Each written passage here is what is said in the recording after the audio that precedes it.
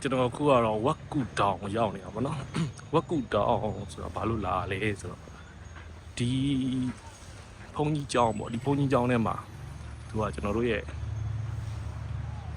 လာတာကင်းတန်းမှာအုပ်ချုပ်ခဲ့တဲ့ပြင်းတော်ရဲ့တာအနော်ထားမင်းစောရဲ့အယိုးပြာကိုမြုပ်ထားတဲ့နေရာရှိရပေါ့နော်သူကဒီမှာရှိတဲ့ဂူဖျားတစ်ခုอ่ะဒီမှာရှိတဲ့ဂူဖျားတစ်ခုကတခြားသောထိုင်းနေရဲ့ဂူဖျားတွေနဲ့မတူဘူးပုံစံကွဲတယ်ဆိုတော့ဝက်ကူတောင်ဆိုတဲ့အဓိပ္ပာယ်ကတော့ကူဆိုတာကသူကပြာလို့ပြောတာပေါ့ထိုင်းဆိုတော့ဝက်ကူတောင်ဆိုတာကဒီဖျဲသီးဒါမှမဟုတ်ရင်ဘူးသီးလိုဟာမျိုးပေါ့နော်အဲလိုဟာမျိုးဆိုတော့ဝက်ကူတောင်လို့ခေါ်တယ်ဆိုတာကဖျဲသီးပုံစံမျိုးပြာအိုးကြီးရှိတယ်ပေါ့နော်ဒါကြီးပေါ့နော်ဒီဥစ္စာကြီးအဲ့ဒါကြီးရှိတယ်ဆိုပြီးဒေတာကတ်တင်ခေါ်ရင်တော့ဝက်ကူတောင်ဆိုပြီးဖြစ်သွားတာဆိုတော့ဒီဥစ္စာကကျွန်တော်တို့အနော်ထားမင်းစောရဲ့အယိုးပြာတွေကိုမြုပ်ထားတဲ့နေရာလို့ယုံကြည်ကြတယ်ပေါ့နော်ဆိုတော့အနော်ထားမင်းစောကဘာလုပ်လဲဆိုတော့အနော်ထားမင်းစောဆိုတာကကျွန်တော်တို့ဒီချင်းမိုင်ကိုအုပ်ချုပ်ခဲ့တဲ့ကျွန်တော်ဘရင်နောင်ရဲ့သားပေါ့ဘရင်နောင်ရဲ့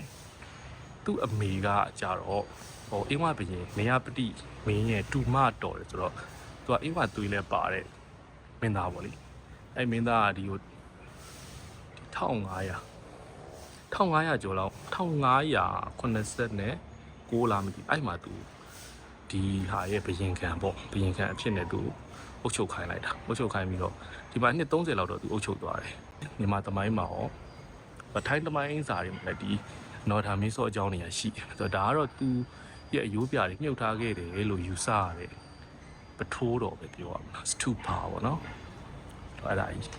ဆိုတော့ဒီမှာနည်းနည်းကြည့်ရတယ်ဒီမှာထိုင်းစာတွေထိုင်းစာတွေရှမ်းစာလေးတွေရှိတယ်ရှမ်းလိုလည်းရေးထားတယ်နော်နောက်တစ်ခုကဖျားတွေကလည်းဒီကျွန်တော်တို့မြန်မာဖျားတွေနဲ့နည်းနည်းလေးဆင်တယ်ပေါ့ဖျားတွေနဲ့နည်းနည်းလေးဆင်တယ်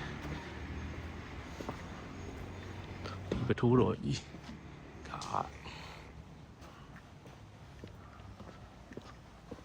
ပါတယ်မှာရှမ်းစာရှိတယ်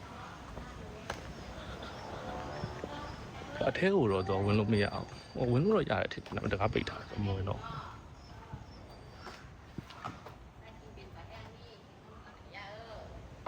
ဟုတ်ပါပြီဆိုတော့ဒီမှာတော့အများကြီးတော့ကြည့်စရာမရှိဘူးဒီလောက်ပဲရှိ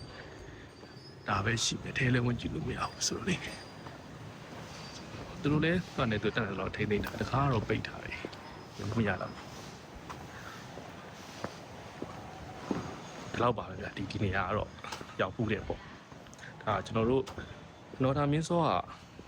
မြန်မာနိုင်ငံမှာမွေးတဲ့ပထမဆုံးဆိုဟိုပါပေါ့ချင်းမိုင်ကိုအုပ်ချုပ်ခဲ့တယ်နော်ပြင်ကန်နေထဲမှာမြန်မာနိုင်ငံကနေမွေးပြီးတော့မှအုပ်ချုပ်ခဲ့တယ်ပထမဆုံးပေါ့နော်ရင်တော့ပြင်ကန်နေရဒီချင်းမိုင်ကဇင်းမယ်ပေါ့ဇင်းမယ်ရဲ့အနီးတစ်ဝိုက်ပါပဲရှိတယ်